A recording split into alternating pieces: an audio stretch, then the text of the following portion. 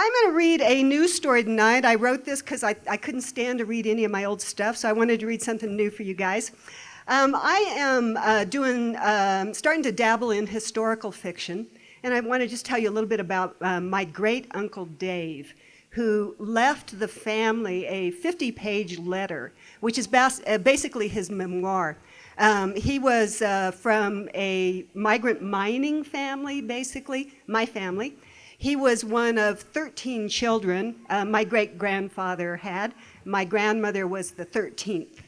And my Uncle Dave, I've had this letter for a long time, but I've only just recently started diving into it and finding out what a wealth of material and personal relevance to me in terms of who I am and where I come from.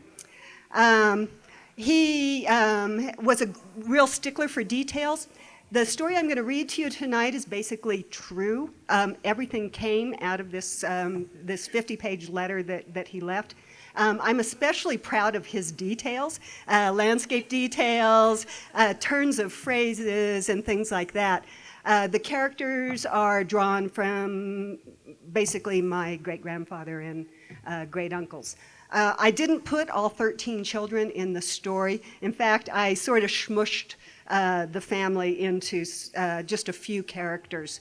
And the story is probably going to be a 30 or 40-page story, but for the purposes of tonight, it's only 14 minutes. So you can pace yourselves. One thing, there may be people out there who don't know what a diviner is, and that would be somebody who uses a forked branch to find underground springs water. So that comes up early in the story. And I learned in reading Uncle Dave's letter that they are also called doodlebugs. So if you don't know that, a new vocabulary word for you.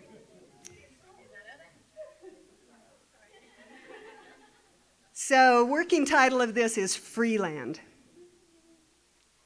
When the government opened the Ute Reservation for homesteading, John Mason stood ready. He wasn't the only land grabber, not by a long shot, but he elbowed his way to a scrappy lot of sagebrush and weeds just 20 miles from the New Mexico territory. He was done mining for the syndicate mine. He was ready to be a farmer. So he started to build his Sunnyside farm there in the foothills of the Rockies. He and his boys dug a mud hut into a hillside, a temporary home, until they could build a house, and John sent for Eli Burnham, the diviner. Eli came with a forked branch he'd taken from below his own fertile peach tree.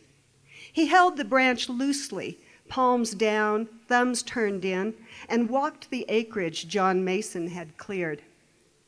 Two of Mason's kids looked on. He'd been at it an hour when the branch gave a decisive jerk. He was at the far edge of the clearing, just pivoting for return. "John, here's water," he shouted. The branch fairly writhed, and only 10 feet down. "Doodlebug, doodlebug," one of the littles sang. "How does it work?" the other said. "Won't work if he tells you." "Can't you find anything closer, Eli?" John Mason called. It would be a trek to haul water from so far out. A shadow crossed the diviner's face. Who was John Mason to ask for more when many got none? But the children gave him pause. It would be those little kids hauling water, not John. So Eli palmed the branch and started again.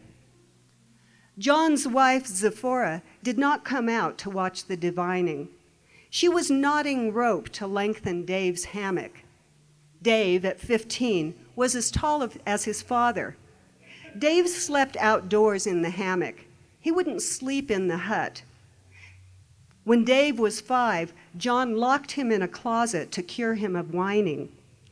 Now he had a terror of closed spaces. In the heat of the afternoon, Eli's branch shook again. He stood still and let his eyes confirm what his hands doubted, a tiny shiver. He was just a stone's throw from the hut.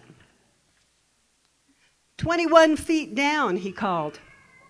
John Mason stepped into the soddy doorway, his shirt untucked. Eli saw whiskey's gloat in the tilt of John's head. "Not 22?" John said. Eli slipped the branch into his saddlebag. "No." He swung up and tipped his hat. It would be a busy year for the whole family. To hold the claim, either John or Zephora had to stay on the farm, but somebody had to work for pay, so they divided up. For the rest of the summer, Zephora and the girls went back north to Rico, where they rented a house and laundered miners' shirts. John kept the boys with him. He put his eldest, Will and Jim, to digging an irrigation ditch. It would be all pick and shovel work for 3 miles out to the river. Dave, an 11-year-old Edison, he put to grubbing sagebrush and harvesting cedar. By September, they had 30 cedar logs, enough to timber both wells, because by God, they'd dig too. The far one they'd rent out to tenant farmers.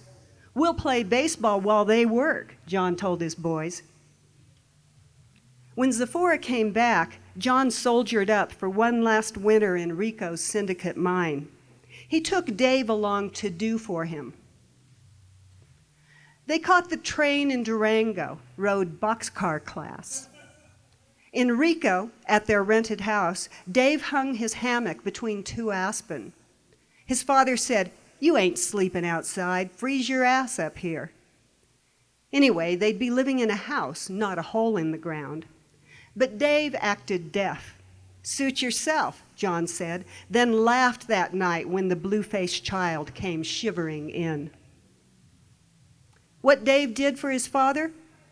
Got up at 5 every morning to build the fire and grind the coffee and start the mush and get the wash water ready. Get the pit clothes from him back of the stove where they were warming and put them right beside his father's chair. Get beer, get wood, get coal, chop wood to fit the stoves. Peel the taters, fry the taters, get more beer. Sweep the floors, make the beds, wash the dishes, dig out bats. In November, they caught 2 wild burros pulling siding off the house to suck out hibernating bats. He befriended the burros and called them Deck and Salon. He'd never known burros to eat bats, but Deck and Salon went wild for them. Dave started prying the bats out so the burros wouldn't tear the house down. Dave felt sorry for the bloodsuckers, all rolled up in little furry balls, but Deck and Salon had to eat. At night, Dave fell bone-tired into bed. John sat up, sipping hooch and talking to himself. Best thing the government ever did, opening up the Indian land. 2 underground springs. Leave this bat-ridden house, don't look back. Leave everything. Furniture not worth a dime. John generally felt well-disposed toward Dave that winter.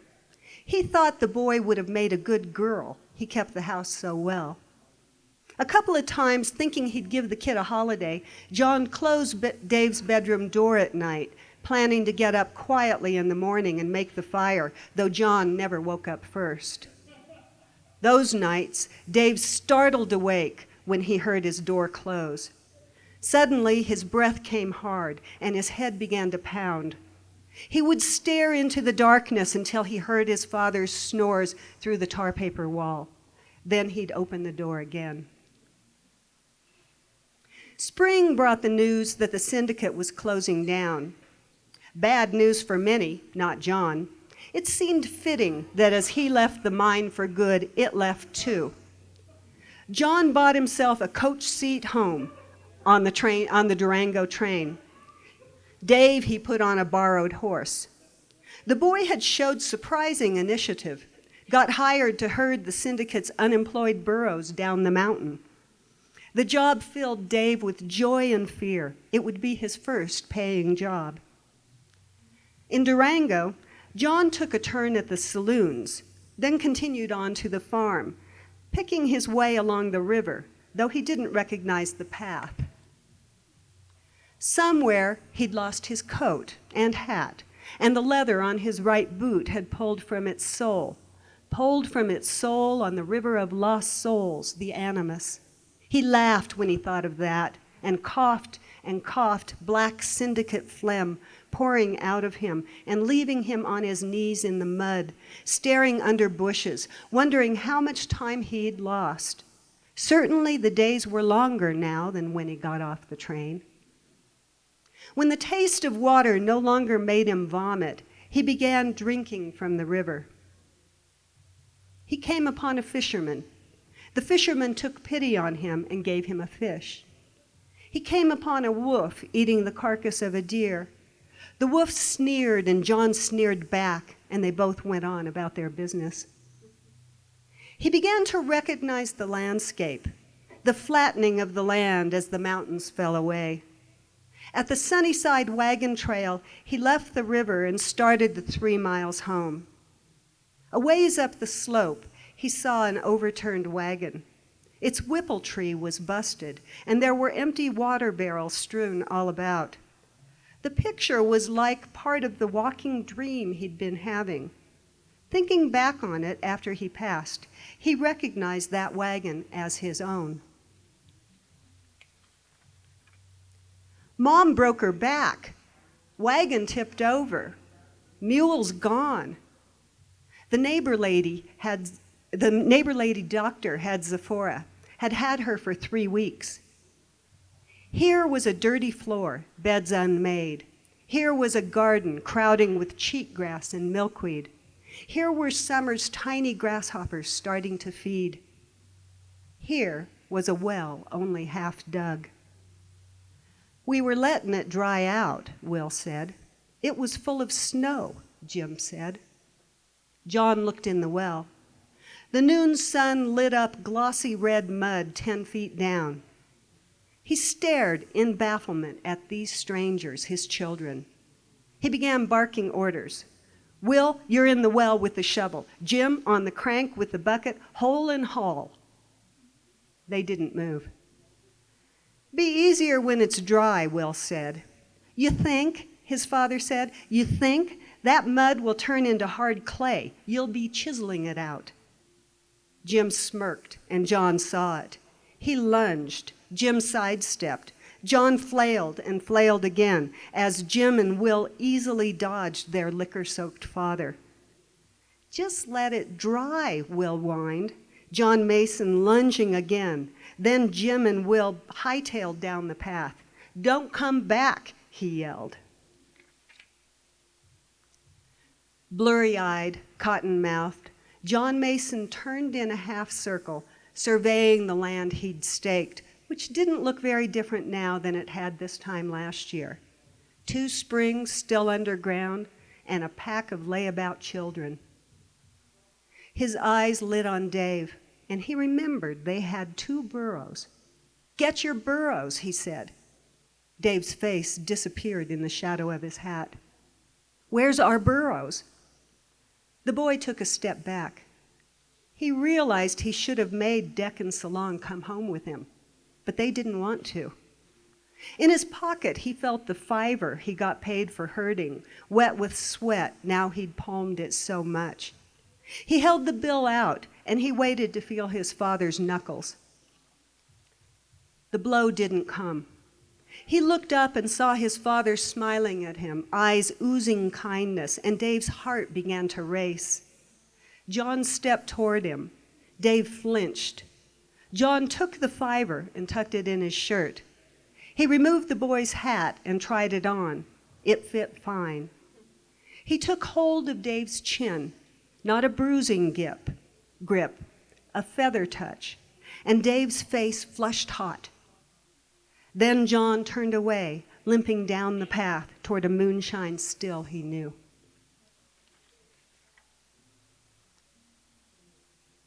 Heat of the afternoon. John Mason's children stood looking into the well. Edison tossed a rock. It landed splat in the center of the mud, not sinking. Don't mean it's shallow, Dave said. Could mean it's thick, like quicksand. None of them wanted to get in that quicksand mud. They decided to put Edison in the bucket and send him down with an old lunch pail. He filled the pail to the brim with mud, so heavy the pail's handle bent. When they pulled him out, his arms and hands were streaked with wet red mud from where he'd rolled against the well's sides. Days later, the mud hadn't dried, and their father hadn't come back.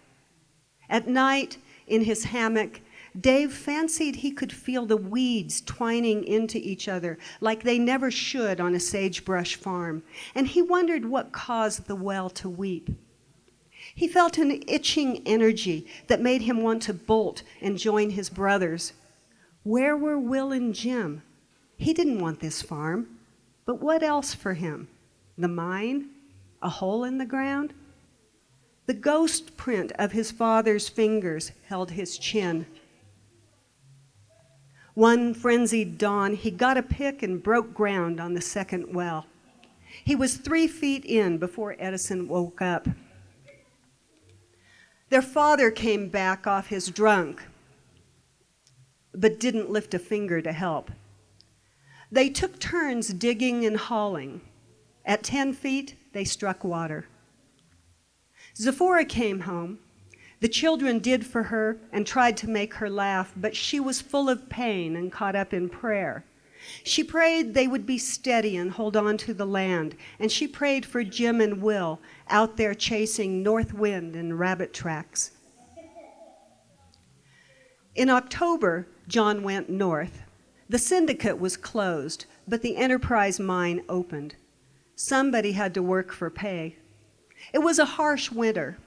He spent as much time digging his way through snow up the mountain as tapping rock once inside. And one day he smelled burnt hair. They sent him down to camp in an ore cart. He couldn't speak nor use the right side of his body. His daughter Liz came north to do for him, and when he could travel, the company bought them coach-class seats on the train home. John Mason smelled burnt hair one more time that winter, and never again. The following spring, Zephora went too.